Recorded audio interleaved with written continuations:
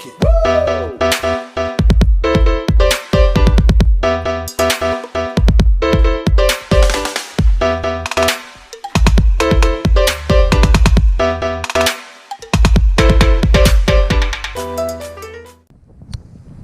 So alam naman natin guys na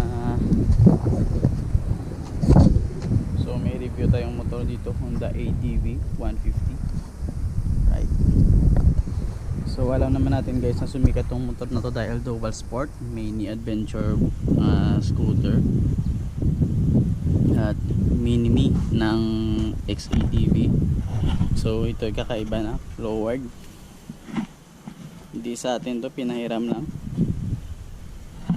So lowered itong Honda ADV. Yung stock size nito na Showa is 395, pinalitan ng GRP Thailand na 275. Angas din ng tignan, no? So hindi ako haters sa ganitong concept, mga lowered stance. Sarap sakyan ito mga men. So nawala yung pagka-adventure bike niya dito, pero angas. So yung sa harap pinalower din, kakaiba ito men. So i-test ride natin. So alright, so flat set na din pala. So Thailand yung setup nito. Nung kailan nga naka-rim set pa to eh. So test drive na natin. Sobrang relax ito, parang naka Honda PCX ka, pero yung stock shock ng Honda PCX is 350. Yes, right. So iti-test drive natin to, yung Honda ADV na lowered. Alright.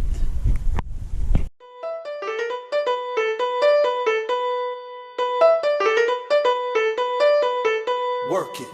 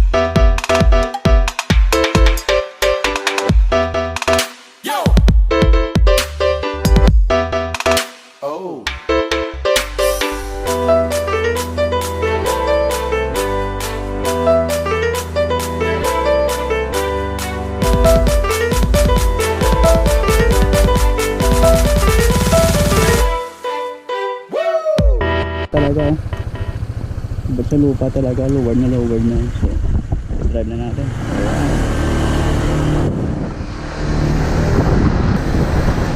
Pero mas patali ito isingit-singit kasi hindi matangkad, katulad na sa akin na hindi ganun matangkaran.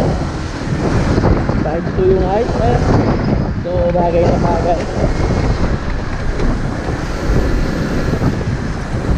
Mga ganitong daan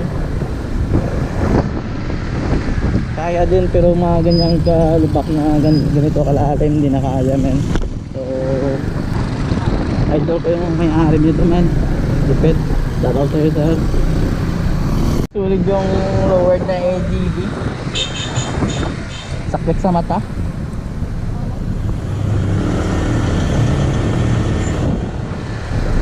So, dito naman tatapos yung video natin. Don't forget to hit like and subscribe.